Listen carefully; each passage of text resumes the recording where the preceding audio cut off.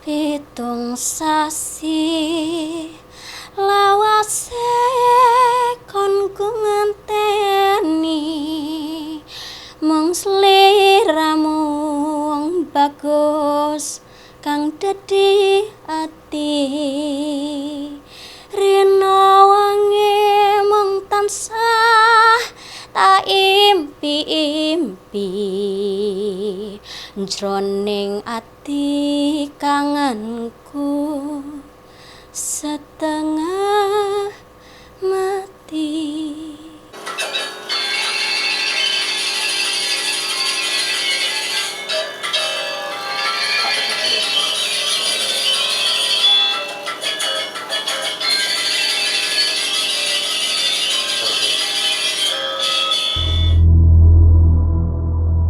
Namanya Kanjeng Raden Tumenggung Arifin Surodirono. Itu ketua perguruan Cokro Pendowo.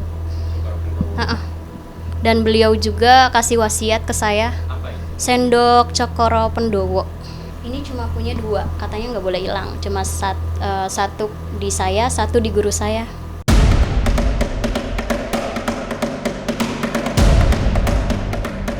Menjadi dukun bayi memang butuh ilmu, bukan hanya ilmu urut, tapi sekaligus ilmu batin.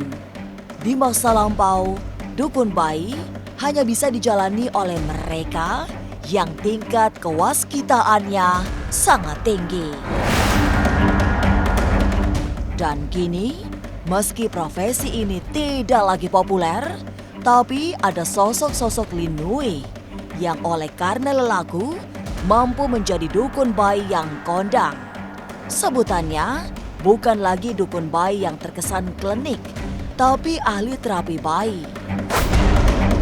Lantas, masihkah ada lelaku khusus? Benarkah Nyai Lisa juga melakukan ritual-ritual tertentu untuk menjadi dukun bayi?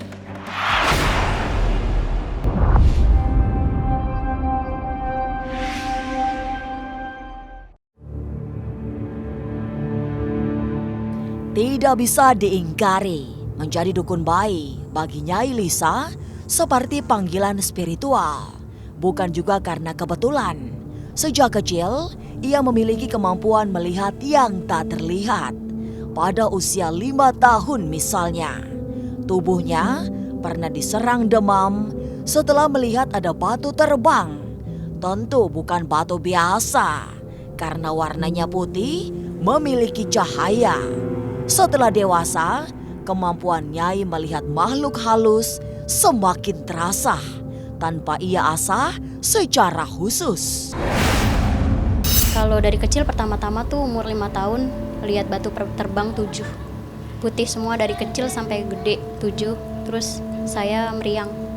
Itu pertamanya nih. Pas lagi ke rumah temen ngelihat kayak bapak-bapak serem gitu mukanya, hitam, ngeliatin saya, cuma ya udah saya nggak liatin lagi. Itu di daerah Duren Sawit deket Kober ya, kuburan. Itu pada usia 27 tahun. Dari rumah mau ke rumah temen, berkunjung ke rumah temen, terus lewat Kober ada sosok itu. Tapi udah aku nggak takut, udah ya udahlah, ya aku anggap sih ya nanti juga aku juga sama seperti mereka, maksudnya mati juga kan, buat apa ditakutin. Ada bau kentang.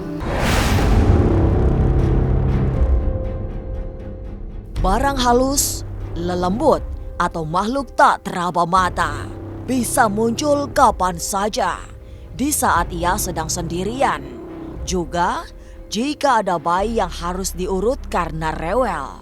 Dalam kasus serupa itu, biasanya bayi-bayi yang ia obati ketempelan makhluk halus yang memang ingin mengganggu. Kadang kalau dia nampakin ngelihat kelihatan. Kadang kalau misalkan dia mau memperlihatkan itu kelihatan jelas. Cuma kan ada yang beberapa enggak, kayak cuma asap lewat atau suara. Pada saat momen misalkan mau ngobatin bayi yang lagi ketempelan, ngobatin anak kesurupan, sering ada yang datang gitu, ya udah diobatin, ya dikasih air gitu, saya doain. Secara umum, yang sering nempelin bayi adalah hantu jenis kuntilanak. Tapi bisa juga leluhurnya sendiri yang merasa senang dengan bayi. Itu yang membuat orang-orang tua zaman dulu memiliki tradisi bebersih atau minimal cuci tangan, kaki, dan membasuh wajah jika pulang dari bepergian. Kadang ada yang nampakin, ada yang enggak. Cuma kalau misalkan secara batin bisa ngerasa kayak kuntilanak gitu kan. Dia kan soalnya kalau kuntilanak kan kalau gendong bayi itu sebenarnya kalau mereka ngelihat itu kaki di atas, kepala di bawah. Makanya tuh bayi itu rewel. Aslinya kalau kita ngelihat aslinya kan kenapa sih nangis terus gitu kan. Ya kayak gitu, digendongnya tuh kaki. Makanya kan kalau orang tua dari mana-mana misalkan bapaknya pulang kerja itu nyuci muka dulu, nyuci tangan dulu baru megang bayi. Menjadi ahli urut bayi, Nyai Lisa memang bukan orang sembarangan karena memiliki bekal batin sangat cukup. Tapi benarkah ada leluhur yang mendampinginya?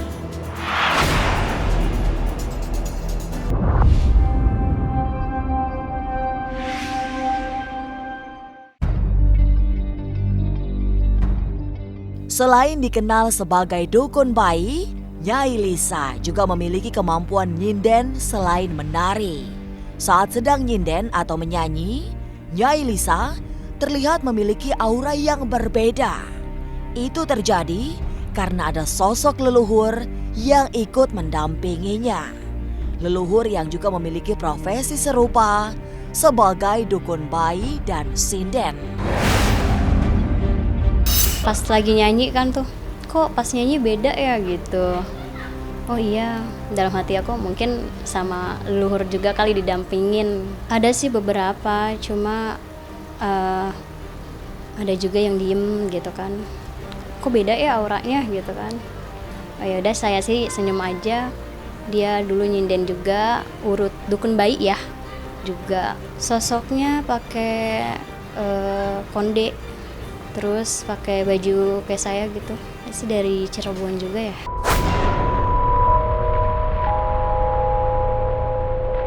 Sosok leluhur yang selalu mendampingi Nyai Lisa, diakuinya memiliki banyak kemiripan.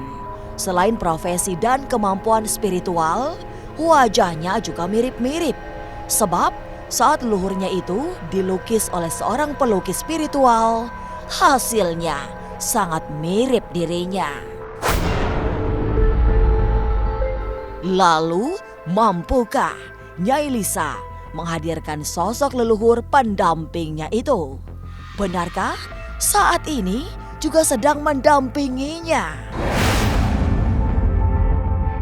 Ada, dari tadi juga ada di sini. Wujud saya leluhur dari tadi juga udah ada. Iya, udah ada. Seperti ini. Ini fotonya ini. Iya. Emang mirip sama saya? Mirip fotonya. Kan beda ya matanya. Ini penari Bali ya. Karya Arjuna Wiwaha saya dapat dari tante saya. Kebetulan dia pernah ngasih ke tetangganya terus dibalikin lagi. Katanya sih ada mistisnya. Katanya sih kakinya pas lagi tidur dikelitikin gitu. Sama yang dalam sosok ini. Dia sih yang waktu itu kayak pengen ngikut aku kan karena aku juga penari ya. Penari Jaipong. Masih kecil sanggar di Jaipong, mungkin aku ikut mungkin bahasa dia kayak gitu ya. Cuma kan kita kalau ngomong secara batin gitu, nggak secara langsung. Ya udah, alhamdulillahnya juga tante aku emang ngasih gitu aja, mungkin emang udah rezeki ya. Terus saya rawat, kadang saya setelin musik Bali. Terus kalau saya nari juga, dia juga ikut nari juga.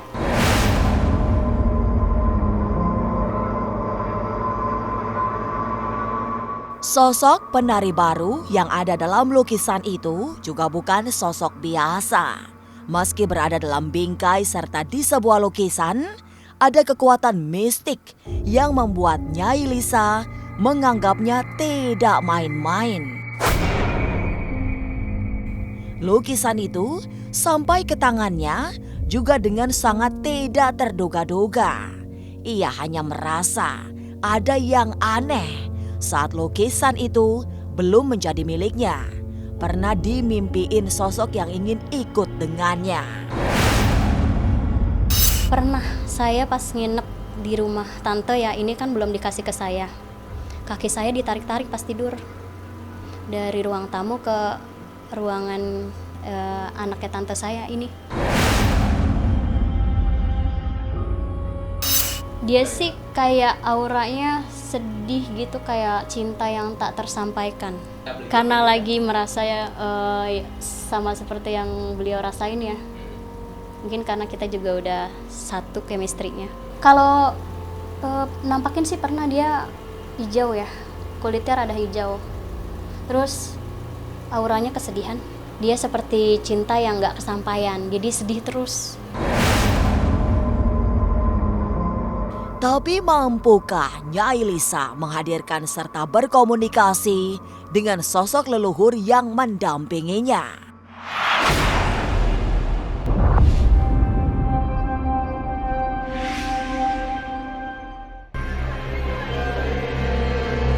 Memiliki pendamping gaib yang tak lain adalah leluhurnya dari masa lalu, membuat Nyai Lisa mempunyai ketebalan batin. Setidaknya untuk menjalani profesinya yang tidak main-main sebagai dukun bayi. Dan berikut ini yang terjadi saat Nyai Lisa memanggil leluhur pendampingnya untuk datang serta masuk ke dalam raganya.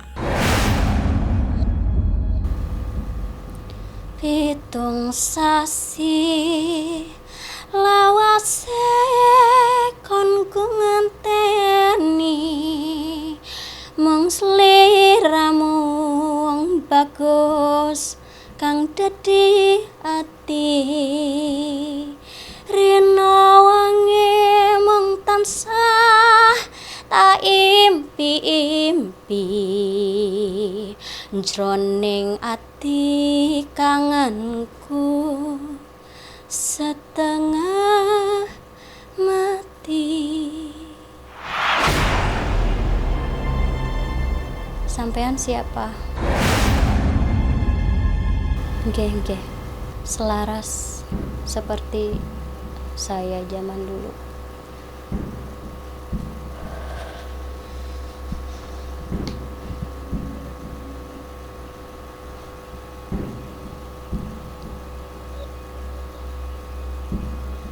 Maaf mas. Udah, aman? Aman ya? Aman. Oke, lanjut ya. Tadi sudah bicara. Karena bukan saya yang nyanyi kali ya. Ada, kebetulan yang waktu itu ada sosok spiritual juga, supernatural yang dia tahu, dia lihat saya. Gimana dia ceritanya? Katanya ada ya sosok di belakang saya juga. Gak apa-apa sih, jagain, itu leluhur katanya.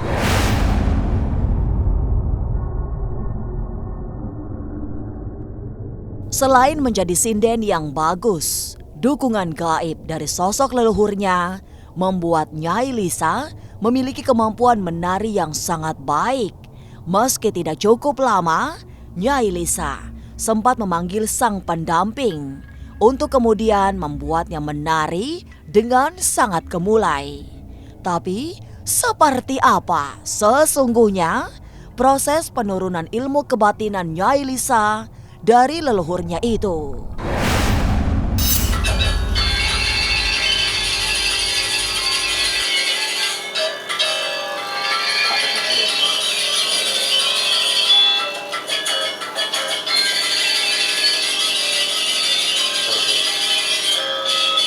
Keturunan sih mas, iya. Nenek uyut saya Haji Nyai Binti Rinan, dia dukun bayi dulunya di Ciputat. Saya sih nggak diajarin, cuma diturunin, cuma waktu itu nurun ke bapak dan dari bapak baru ke saya. Kenapa? Kalau dulu kan namanya dukun bayi kan, ya kalau sekarang mah urut tradisional bayi gitu.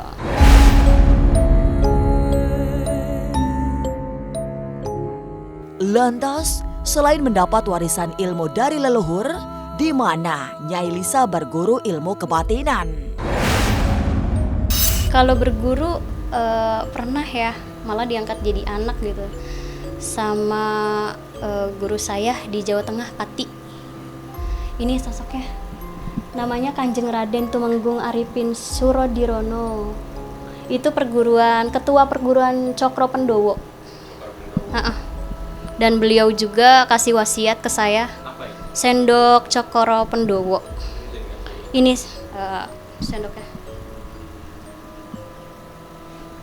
Ini cuma punya 2, katanya nggak boleh hilang. Cuma satu di saya, satu di guru saya. Ini untuk mendeteksi aja sih kalau misalkan ada yang non medis gitu kan, kayak kena santet atau pelet gitu. Insya Allah bisa pakai sendok ini. Biar saya juga nggak kena yang negatifnya. Belajar juga kan nggak bisa sendiri juga kan, walaupun ada bekal dari Uyut.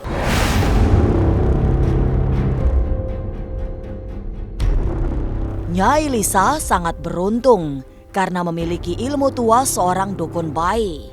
Sebuah profesi langka yang mutlak membutuhkan ketajaman batin selain lambaran spiritualisme yang tinggi.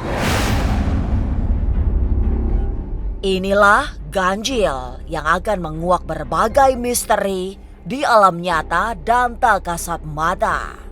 Sampai jumpa pada episode selanjutnya dengan kisah-kisah ganjil setiap hari Senin, Kamis, dan Jumat pukul 5 sore.